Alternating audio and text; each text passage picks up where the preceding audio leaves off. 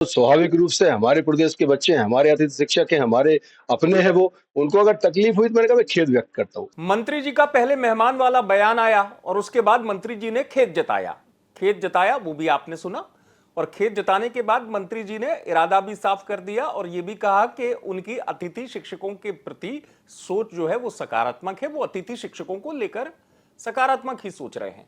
एक बार और मंत्री जी की बात सुन लें, फिर उसके बाद ये देखेंगे कि अतिथि शिक्षकों पर इसका कितना असर हुआ। पहले ये सुन लीजिए। तो स्वाभाविक रूप से हमारे प्रदेश के बच्चे हैं, हमारे अतिथि शिक्षक हैं, हमारे अपने हैं वो, उनको अगर तकलीफ हुई तो मैंने कहा मैं खेद व्यक्त करता हूँ। इसमें कहीं कोई मुझे संकोच नहीं है, कोई संशय नहीं है, और अपनों के बीच में किसी किस्म की कोई विसंगति नहीं होना चाहिए। तो अतिथि शिक्षकों को लेकर दिए गए बयान के बाद स्कूल शिक्षा मंत्री राव उदय प्रताप सिंह उन्होंने साफ किया कि अतिथि शिक्षकों को मेहमान कहने के पीछे उनकी ये वजह नहीं थी। लेकिन अब बड़ा सवाल ये उठता है कि 2 अक्टूबर को अतिथि शिक्षकों ने बड़े आंदोलन की तैयारी कर ली है और इस बड़े आंदोलन के तहत राजधानी में बड़े प्रदर्शन की तैयारी की गई है।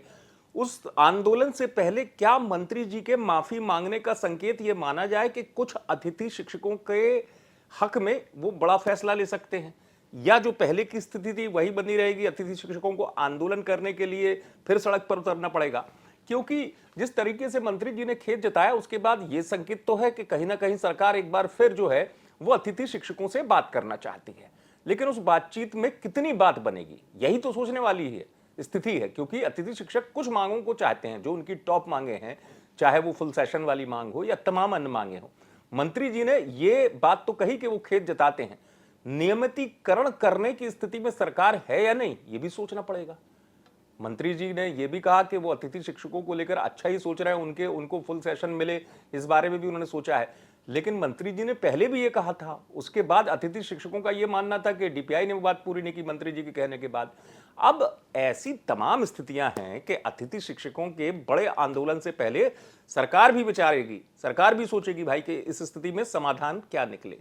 तो अब देखना यह होगा कि मंत्री जी की माफी के बाद मांगों को कितना माना जाता है। क्या अतिथि शिक्षकों को फिर सड़क पर उतरना पड़ेगा या उनकी मांग मान ली जाएगी? आप देखते रहे एमपी तक।